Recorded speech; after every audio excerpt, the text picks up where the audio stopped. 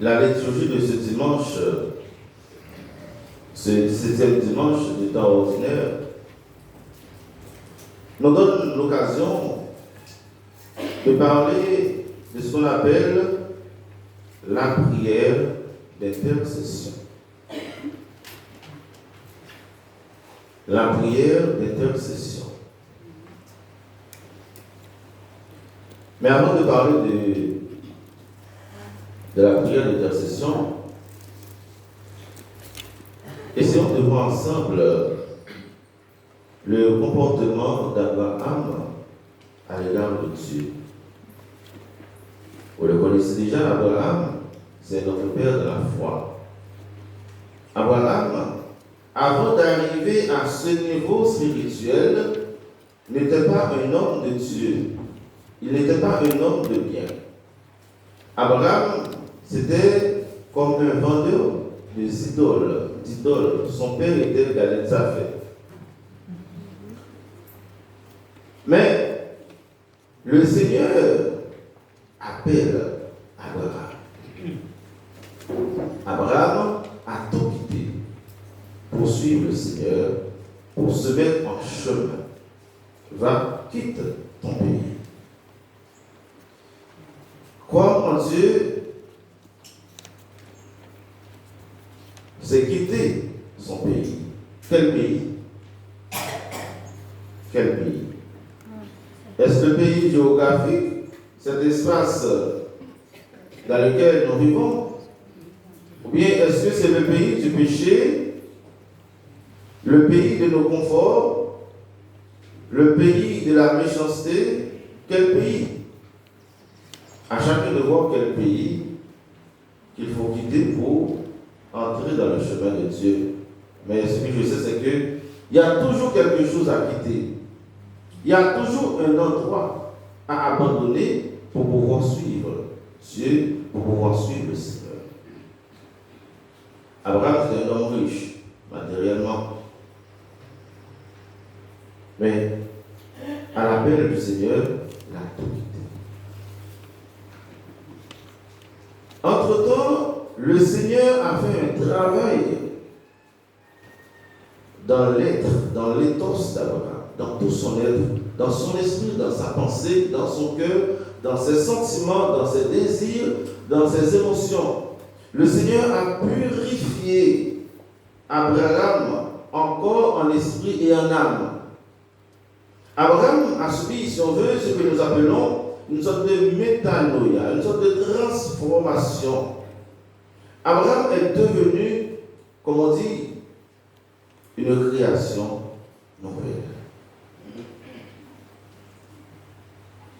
Abraham qui était indigne de se mettre en face de Dieu par rapport à sa vie antérieure.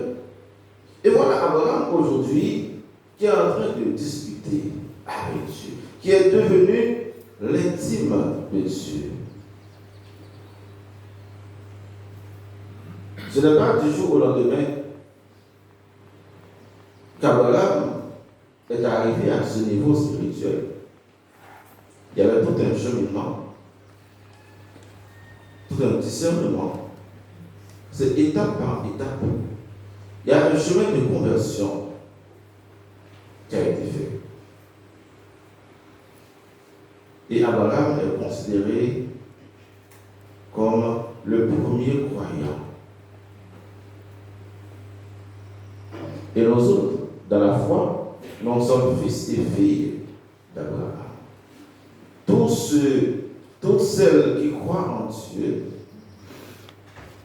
nous sommes fils et filles d'Abraham. Sur le plan biblique, il est le premier choisi. Et c'est à travers Abraham que Dieu va choisir le peuple d'Israël. Abraham est le premier choisi, le premier appelé pour entrer, pour faire alliance avec Dieu. Ce qu'il faut noter aujourd'hui, c'est l'audace d'Abraham. Abraham est déjà dans la sainteté. Abraham est déjà purifié. Abraham est déjà sauvé. Mais sa prière, ce n'est pas pour lui. C'est pour ce peuple qui est versé dans la méchanceté.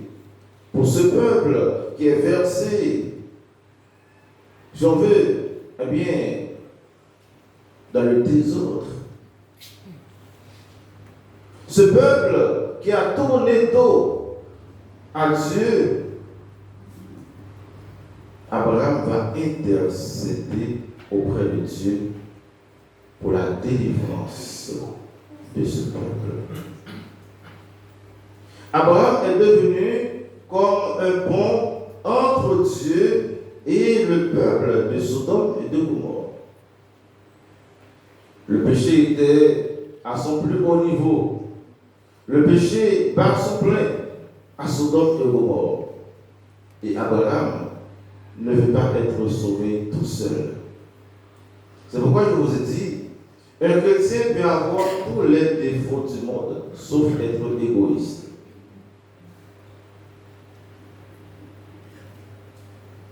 Parce qu'il faut transmettre ce que nous recevons comme grâce. Il faut transmettre ce que nous recevons comme talent, comme don de la part de Dieu.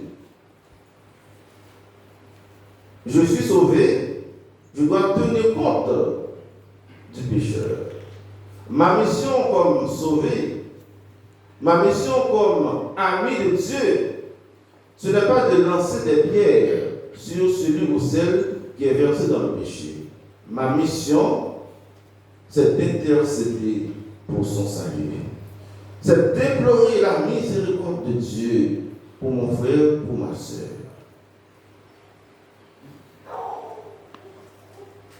Voilà la mission d'Abraham. Il a reçu la révélation. Dieu lui a parlé comme on parle à un ami. Il a reçu grâce devant Dieu, car lui aussi, il était perdu. Il était dans le mauvais chemin. Il ne faisait pas la volonté de Dieu. Il n'était pas en harmonie avec Dieu. Mais par grâce, Dieu l'a fait sortir de son pays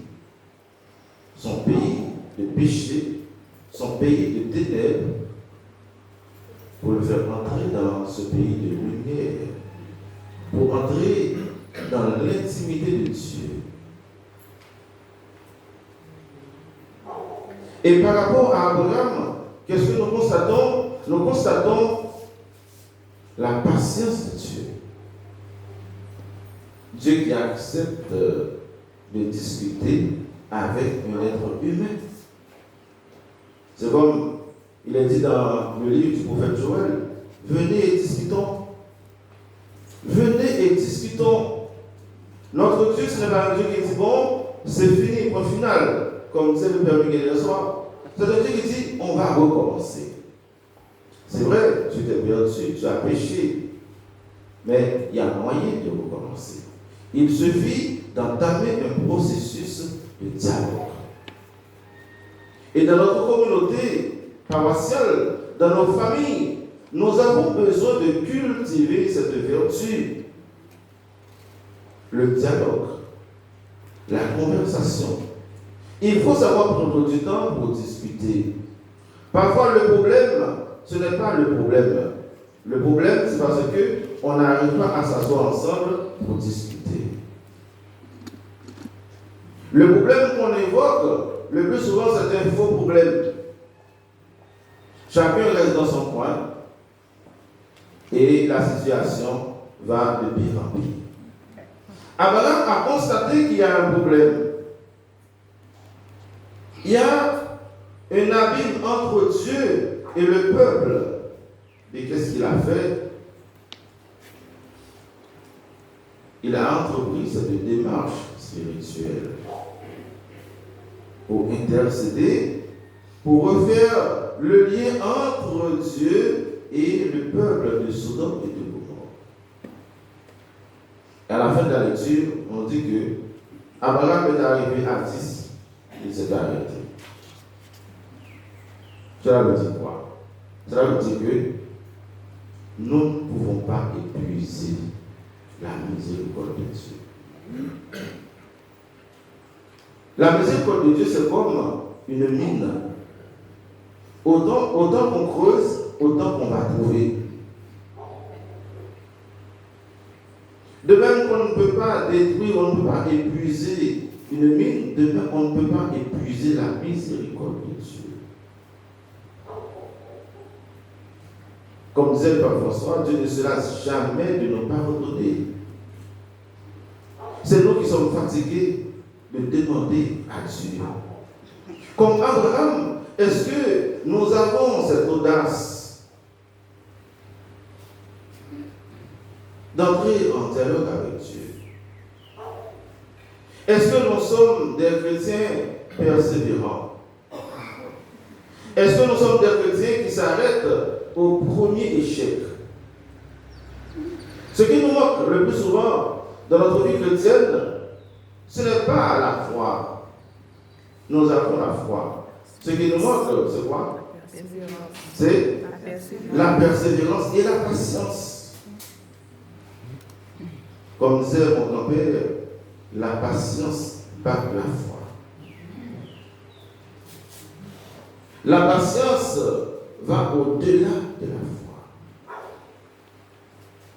Il y a une chose qui est très importante, que j'aime toujours dire, il n'y a pas de foi sans l'obéissance. Si Dieu accepte d'entrer en dialogue avec Abraham, c'est parce que Abraham était un homme obéissant. Il a obéi à l'appel de Dieu.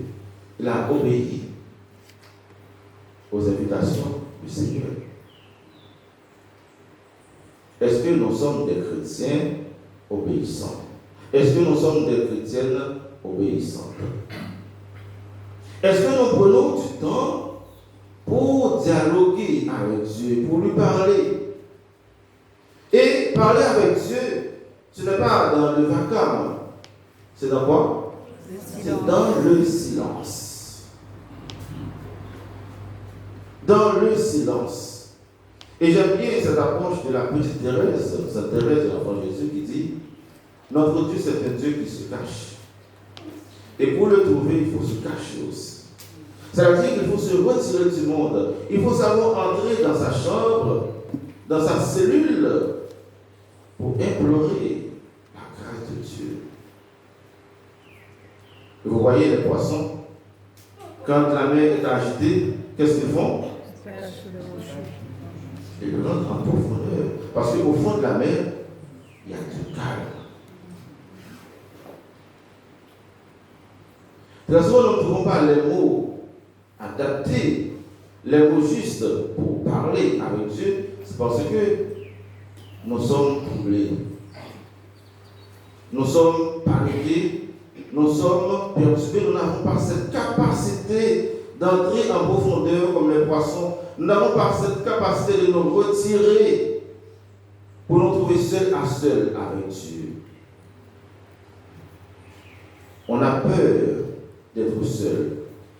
Et c'est pourquoi, vous voyez, pendant l'adoration de ce sacrement, je vous invite au silence. C'est dans le silence qu'on rencontre Dieu. Le prophète Élie, sur le mont Horeb, il y a eu le séisme, il y a eu les tempêtes, mais Dieu n'était pas là. Et c'était dans la brise légère. Et c'est dans cette brise qu'Élisée a pu rencontrer, découvrir le Seigneur. Et je vous dis, notre religion chrétienne catholique, c'est une religion de profondeur. Ce n'est pas une religion qui se vit dans le bruit. Et je profite pour vous dire qu'il y a une différence entre l'animation et la louange. Parfois, on confond l'animation et la louange. La louange, c'est quand le cœur s'est tourné entièrement, totalement à Dieu. Par contre, dans l'église catholique, il n'y a pas assez de louange. Mais c'est quoi la louange pour vous? C'est quoi la louange? Il ne faut pas suivre la foule. Il faut suivre Jésus. Parfois, il faut se retirer dans la foule pour comprendre la pédagogie de Jésus. Il y a animation et louange. Dans la louange, c'est le cœur qui prie. C'est le cœur qui est en train de contempler Dieu. Et c'est ce qu'a fait Abraham. Abraham est dans la louange parce qu'il est dans l'intimité avec Dieu. Il est capable de dialoguer avec Dieu. Et Dieu lui répond. Dieu lui répond. On ne va pas trouver Dieu dans le bruit. Notre mission, comme Abraham, c'est de prier les uns pour les autres. Et la présence d'Abraham dans cette ville nous fait penser à la présence de nos prêtres dans les paroisses. La présence d'un évêque dans un diocèse. L'évêque ou le prêtre, c'est comme un paratonnerre pour le diocèse et pour la paroisse, pour la commune. En dépit de cette faiblesse humaine, c'est un homme de prière, c'est un choisi, c'est un oint. C'est quelqu'un qui est là comme Abraham pour implorer la miséricorde de Dieu sur la population, pour demander pardon à Dieu. Est-ce que vous savez combien de nuits que prêtre passe à genoux pour demander pardon, pour implorer la miséricorde de Dieu pour son peuple, pour ses paroissiens, pour sa commune?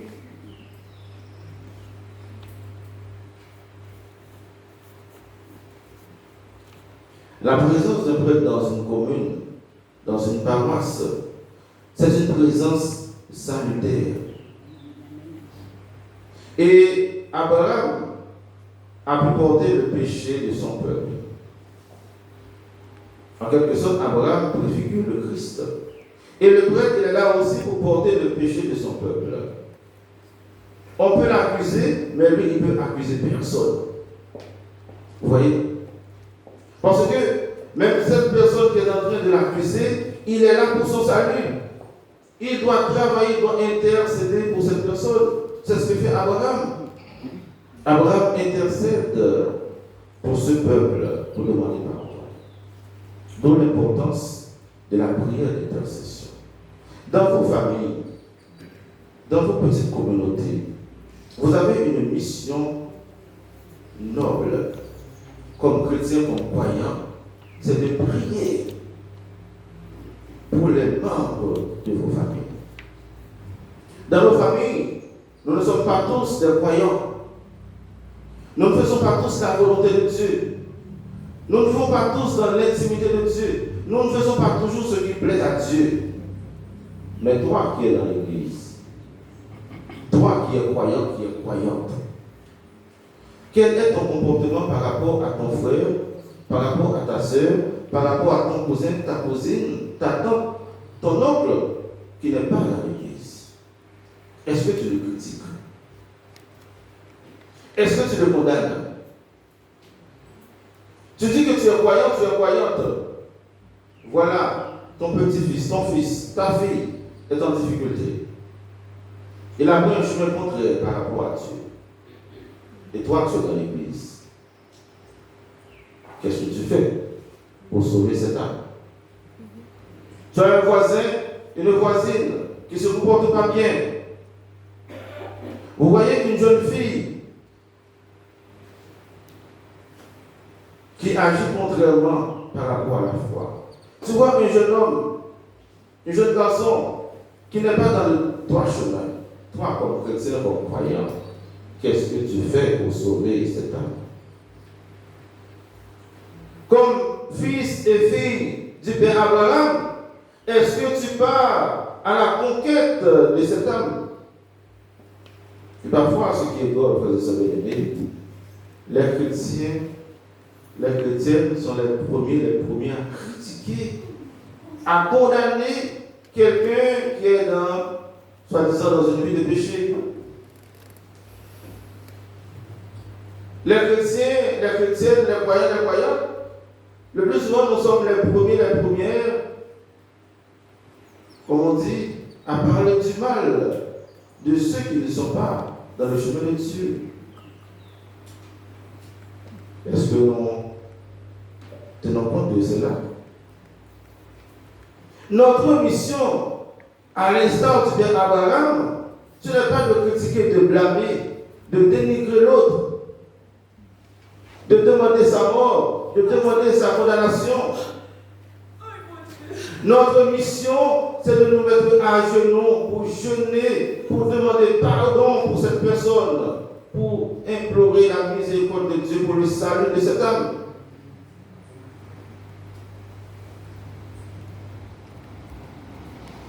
Je crois que Abraham nous invite à la conversion, à un changement de comportement, à un changement de mentalité.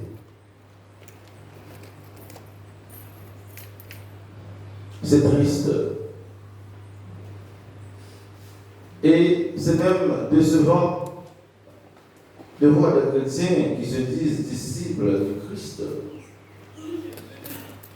en train de demander la malédiction pour un frère, pour une sœur.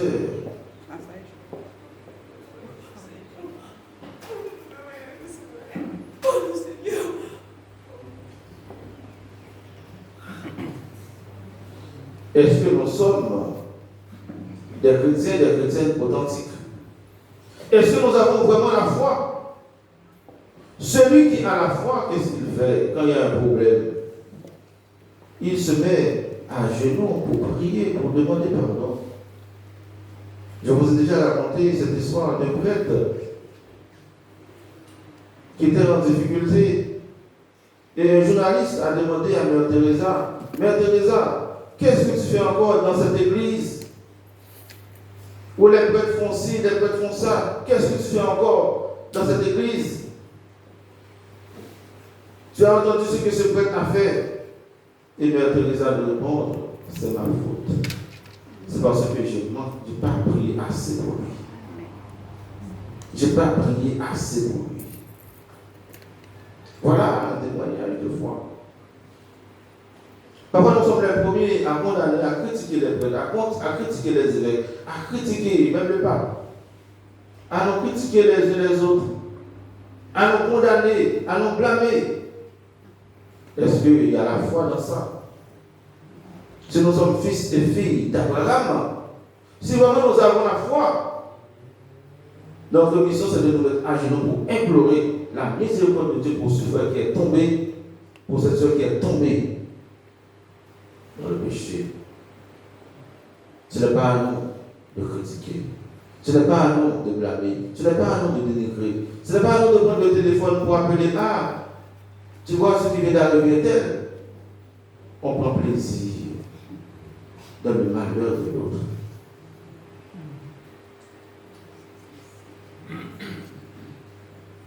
Nous devons réfléchir.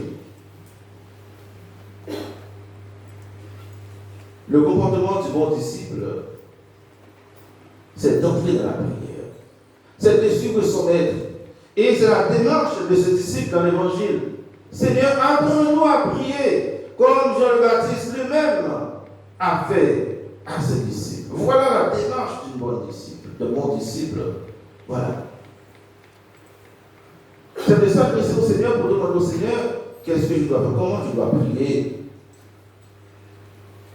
Parfois, on pense qu'on prie. Et pourtant, ce n'est pas vrai. Nos prières ne sont pas conformes à la volonté de Dieu. Parce que nous ne sommes pas dans l'école du Christ. Nous sommes invités à entreprendre cette même démarche que ce disciple dans l'évangile dont on ignore son nom. C'est lui qui ne sait pas son nom.